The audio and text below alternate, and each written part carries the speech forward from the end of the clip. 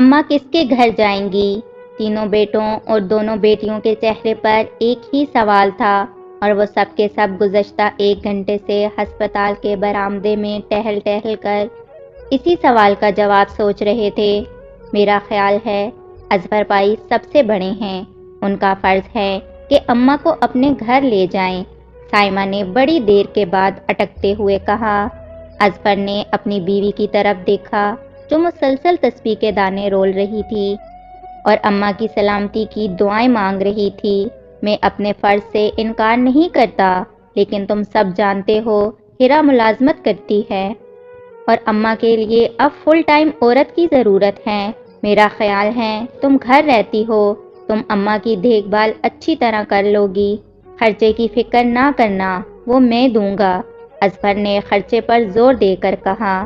میری تو بڑی خواہش ہے کہ اماں کی خدمت کروں، مگر آپ تو جانتے ہیں کہ میرے سسرال والے کس طرح کے ہیں، ورنہ میں یہ سب برداشت نہیں کر سکتی کہ میرے بھائیوں کو کوئی برا کہے۔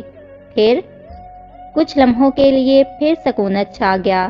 میرا خیال ہے ظفر بھائی کے پاس اماں زیادہ آرام سے رہ سکتی ہیں، سائرہ نے ہکلاتے ہوئے کہا اور بھائی کی طرف دیکھا۔ میرا بھی یہی خیال ہے، اظفر نے فوراً چھوٹی بہن کی تائید کی۔ ظفر اور اس کی بیوی نے آنکھوں میں ایک دوسرے سے کچھ کہا۔ اصل میں اماں کا کبھی بھی ہمارے گھر دل نہیں لگا، وہ تو ہمارے گھر 2-3 دن سے زیادہ رہتی ہی نہیں۔ بیماری میں تو انسان تنہائی سے گھبراتا ہے۔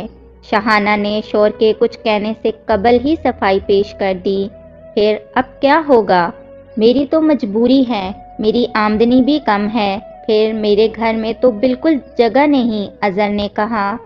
پھر اماں کس کے گھر جائیں گی؟ سب مجبور تھے اور سوچوں میں غرق تھے۔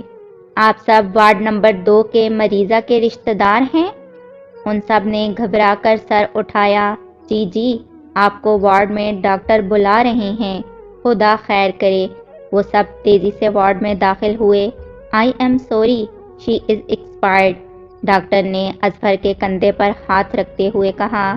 سب نے ایک دوسرے کی طرف دیکھا۔